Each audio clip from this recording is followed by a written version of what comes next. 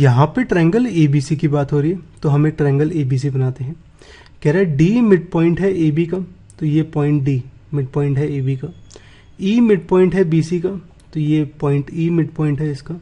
ऐसे ही F mid point है CA का, तो यहाँ पे F मिड पॉइंट आ गया। हम इनको ज्वाइन कर लेते हैं। इसको हम लिख लेते हैं गिवन में ट्रायंगल ABC।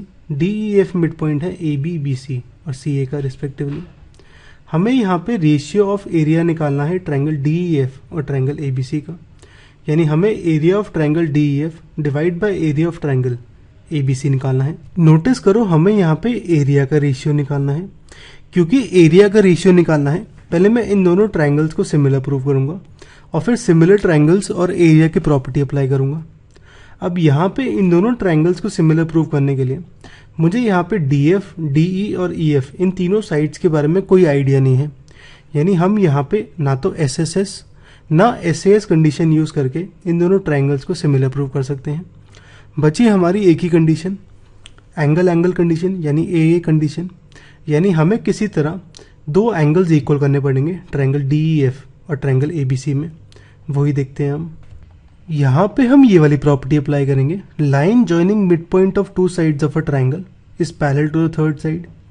अगर ट्रायंगल ABC की बात करें तो यहाँ पे D मिड पॉइंट है AB का, F मिड पॉइंट है AC का, तो DF होगी line joining mid points of two sides of a triangle. तो ये पैरेलल होगी थर्ड साइड के, यानी DF और BC मेरा पैरेलल होगा, तो DF is parallel to BC। यहाँ पे क्योंकि BE पार्ट है BC का, तो मैं लिखता हूँ DF is parallel to BE। ये होगी मेरी फर्स्ट इक्वेशन। ऐसे ही मुझे पता है E मिड पॉइंट है BC का, F मिड पॉइंट है AC का, तो यहाँ पे EF होगी मेरी line joining mid point of two sides of a triangle. तो EF मेरा यहाँ पे AB से पैरेलल होगा, EF is parallel to AB। अब क्योंकि EF और AB पैरेलल है, मैं कह सकता हूँ EF और BD भी पैरेलल होगी, क्योंकि BD एक पार्ट है AB का, तो EF is parallel to DB। ये होगी मेरी सेकंड इक्वेशन। तो फर्स्ट और सेकंड इक्वेशन से मेरा यहाँ DF और BE पैरेलल आ गया, DB और EF पैरेलल आ गया, यानी इस क्वाड्रिलेटरल में मेरी ऑपोजिट साइड्स पैरेलल आ गई, तो ये मेरा पैरेललोग्राम बन गया। तो DBEF इज़ अ पैरेललोग्राम। तो यहाँ पे मेरा DBEF एक पैरेललोग्राम है, तो हम यहाँ पे प्रॉपर्टी यूज़ करते हैं।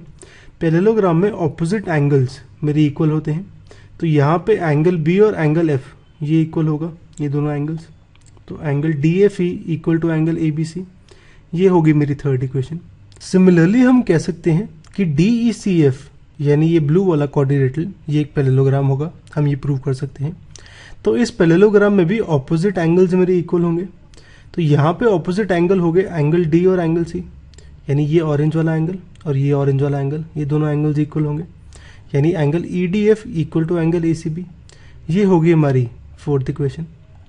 तो अगर हम अब लें ट्रायंगल EDF और ABC में, इन दोनों ट्रायंगल ग्रीन और ब्लू वाले में मेरा यहाँ पे एंगल DFE यानी ये वाला एंगल ब्लैक वाला और एंगल ABC ये दोनों एंगल्स मेरे इक्वल हैं, हमने यहाँ पे प्रूव किया था थर्ड इक्वेशन से।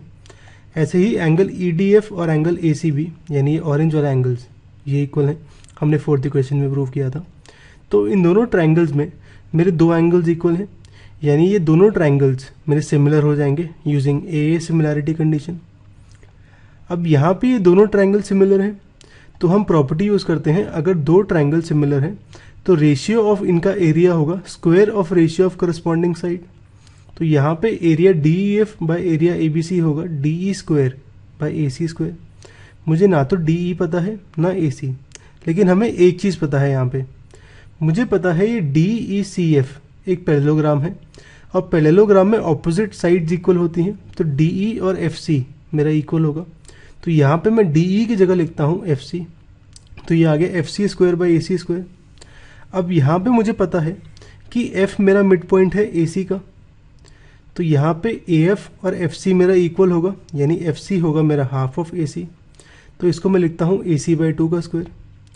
अब यहाँ पे AC बाई 2 का स्क्वायर होगा AC स्क्वायर बाई 2 का स्क्वायर, यानी AC स्क्वायर बाई 4।